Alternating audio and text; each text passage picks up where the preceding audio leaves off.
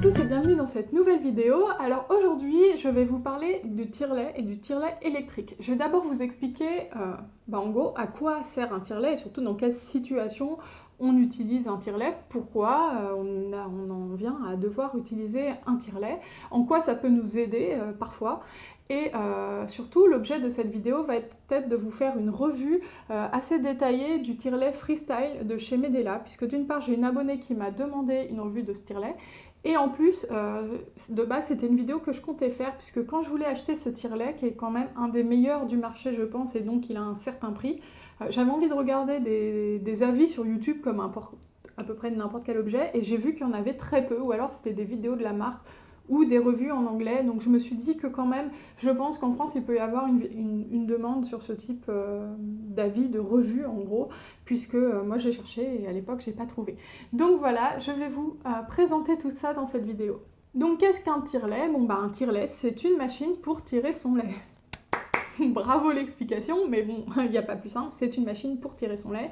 Et quand on allaite, on peut être dans une situation où parfois on a besoin de tirer son lait. Par exemple, si on est dans le cas d'un allaitement retardé pour des raisons comme par exemple un bébé né prématuré qu'on ne peut pas allaiter tout de suite au sein, le tire-lait va être vraiment très important pour la mise en place de la lactation et pour fournir du lait maternel au bébé en fait. Étant donné que le bébé peut être par exemple trop faible pour téter le sein ou qu'il a du mal à le faire, etc.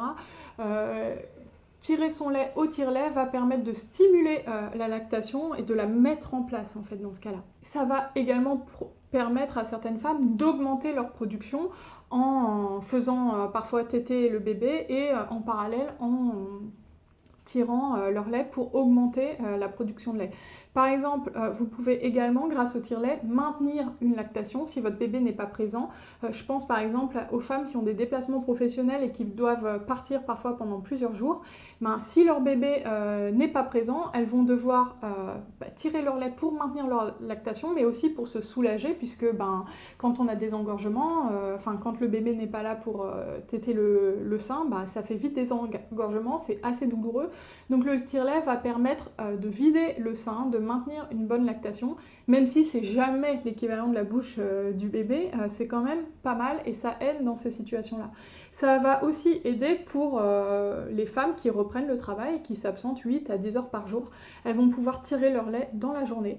D'ailleurs, je tiens à préciser que la loi française permet aux femmes qui allaitent de tirer leur lait, d'avoir une pause d'une demi-heure, qu'elle soit rémunérée ou non, ça dépend des entreprises, mais d'avoir une pause d'une demi-heure pour tirer son lait dans la journée, et ce, je crois, jusqu'à l'âge d'1 an du bébé. Donc justement, le tire-lait va permettre à ces femmes qui reprennent le travail et qui ont envie de continuer l'allaitement, de tirer leur lait sur leur lieu de travail, de le conserver et de le donner le lendemain à la nourrice, à la personne qui s'en occupe, qui va pouvoir donner le lait maternel au bébé et continuer un allaitement exclusif ou en complément de la diversification.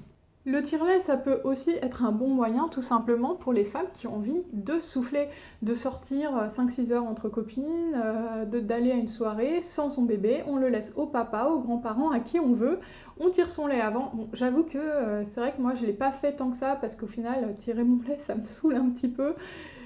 Mais c'est vrai que ça peut quand même dépanner, ou quand vraiment, il y a des moments où, en tout cas moi c'était comme ça, des fois j'avais pas envie de donner le sein, je l'avais donné pas mal de fois dans la journée.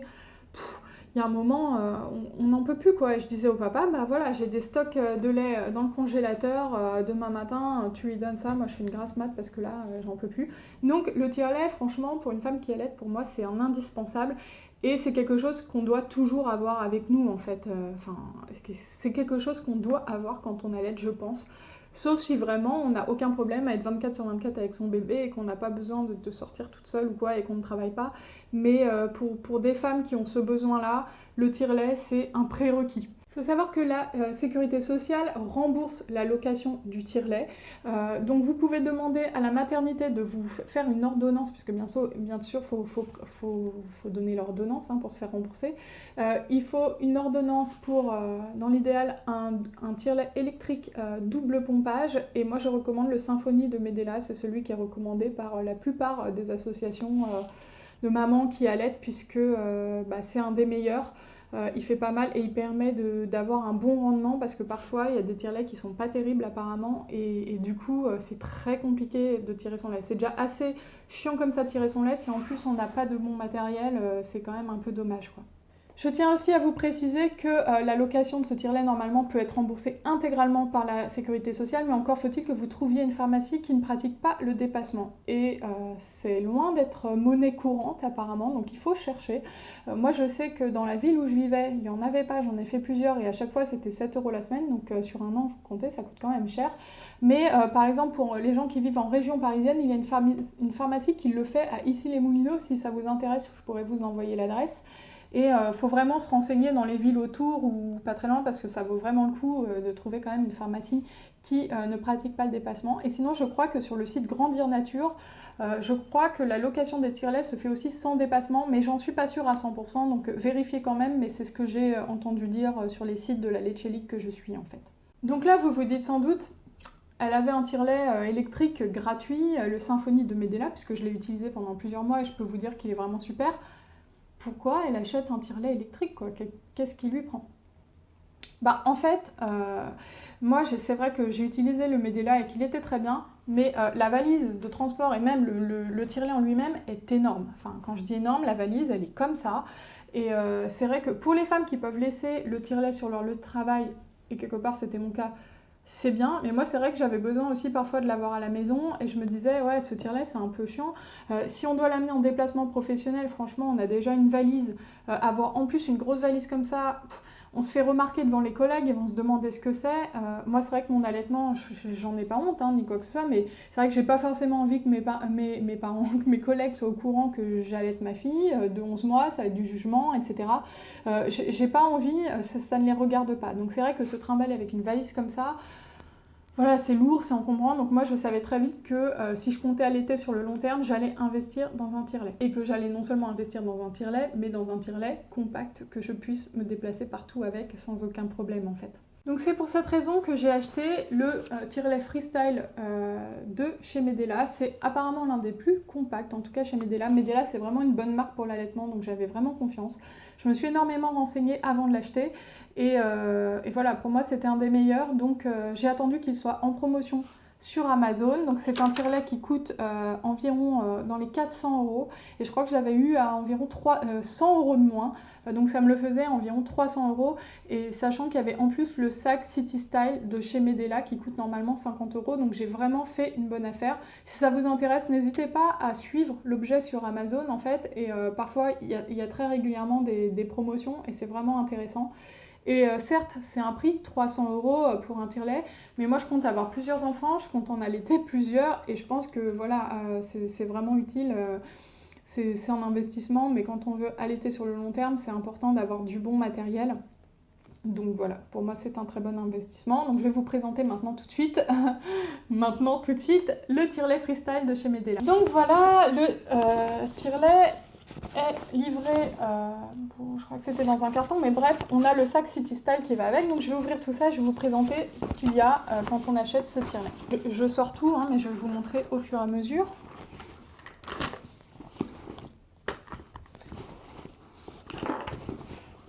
Je vais commencer par la description du tire-lait et de tout ce qu'il y a dans le sac, et après je vous décrirai un petit peu comment il fonctionne, je vous décrirai un petit peu le sac, etc. Donc voici le tire-lait. Il est vraiment, comme vous pouvez le voir, très très compact. Il fait 370 grammes. Il est léger quoi. Franchement, bon, je ne vais pas m'amuser à le faire tomber maintenant, mais voilà, quand on se balade, on peut le mettre même dans son sac à main. On n'a pas forcément besoin de prendre le sac Freestyle. Il est vraiment super léger. Il est livré avec... Alors le pochon, c'est à moi. Donc il n'est pas livré avec le pochon, mais donc il est livré avec tout ce qu'il y a pour tirer son lait. Hein. Je sors tout. Donc il est livré avec... alors je suis plus sûre qu'il y avait les tétrelles, mais je pense. Mais en tout cas, il est livré avec ça c'est sûr. Bien sûr, ceci qui se branche au biberon, il y a 4 biberons dans le sac. Il y a un kit complet de recueil et de conservation. Donc ça, c'est vraiment super pratique. La petite photo de ma fille, là, c'était pas livré, bien sûr. Donc vous voyez, vous avez 4 petits biberons Medela à l'intérieur, avec un petit pain de glace. Et donc ça, quand vous êtes sur votre lieu de travail, ça maintient au frais toute la journée. Vous laissez la nuit le pain de glace dans votre congélateur et ça maintient votre lait au frais toute la journée. Donc justement, il y a les biberons qui se branchent là-dessus. Donc voilà, un. Deuxième, si on veut faire du double pompage, hein, parce qu'on peut tout à fait faire du simple pompage avec ce tire-lait, bien sûr, heureusement. Donc voilà, c'est livré avec ceci et avec tout ce qu'il faut pour démarrer le tire-lait en fait. Et vous avez le câble pour brancher le tire-lait. Donc il faut savoir que ce tire-lait fonctionne à la fois sur secteur, donc branché, et sur batterie. Et ça, c'est vraiment quelque chose pour moi qui était hyper important. Je ne sais pas si c'est le cas des autres tire-laits, hein, franchement, je ne me suis pas renseignée, mais c'est vrai que moi, au départ, je m'inquiétais beaucoup de savoir comment j'allais tirer mon lait sans le brancher, puisqu'à la base, je comptais tirer mon lait dans les toilettes, en fait. Puisque je travaillais dans une toute petite entreprise et que clairement, j'avais même pas envie de leur demander une salle, étant donné l'ambiance qu'il y avait dans la boîte. Donc c'était hors de question pour moi et j'avais aucun souci à tirer mon lait dans les toilettes. Aucun problème avec ça. Moi, je suis capable de tirer mon lait dans toutes les conditions. Enfin, voilà, ça me dérangeait pas. Mais du coup, c'est important d'avoir un tire-lait qui est capable de fonctionner avec de l'autonomie. Celui-ci a 3 heures d'autonomie. Ça paraît pas beaucoup, mais en fait, tirer son lait, ça prend 10 minutes. Donc, vous pouvez faire quand même plusieurs séances. Et puis, vous pouvez le rebrancher à votre travail pour le recharger. Et puis après, aller, je sais pas où vous avez besoin pour tirer votre lait.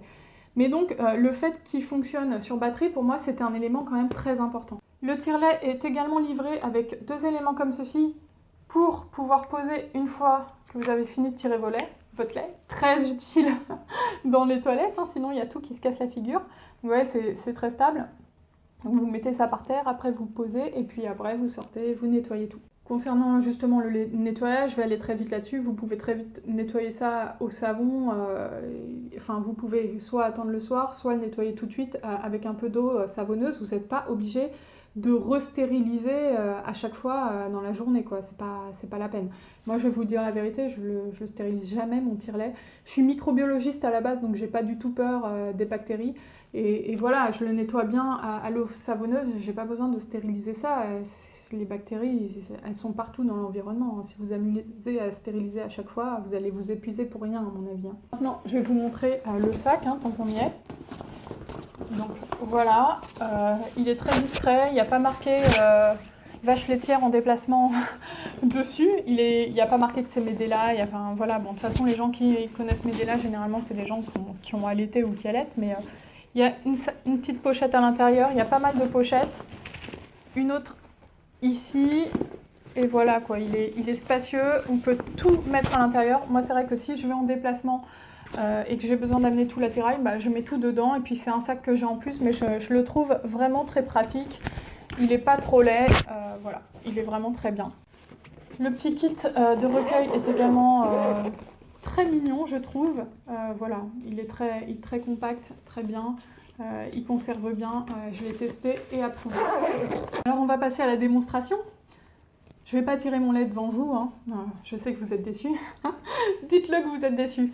Non, je vais juste vous montrer un petit peu comment il fonctionne. Donc, on va faire les branchements. Donc voilà. Vous avez ceci. Donc, on le branche comme ceci, voilà. Et ensuite, il y a 2 solutions. Soit on veut faire du simple pompage. Par exemple, si votre bébé tète en même temps, ça augmente la production de lait si vous faites téter votre bébé en même temps. En plus, ça peut permettre de faire un peu de stock. Exemple, vous partez au travail le matin, vous avez votre bébé qui tète, en même temps, hop, l'autre sein, et ça vous permet de faire un petit peu de stock. Donc dans ce cas-là, ce qu'il faut faire, c'est bien sûr brancher d'un côté ce qu'il y a ici. Et si c'est du simple pompage, vous faites comme ceci. Voilà. Donc là, bébé ici, l'autre ici, et puis voilà. Si vous voulez faire du double pompage, on débranche celui-ci et on le met ici. Donc là, vous avez votre kit qui est prêt. Donc franchement, c'est hyper simple, hein. Il n'y a pas plus simple. précise également qu'il existe, ce n'était pas livré avec, mais des kits, des espèces de soutien-gorge à trous comme ça.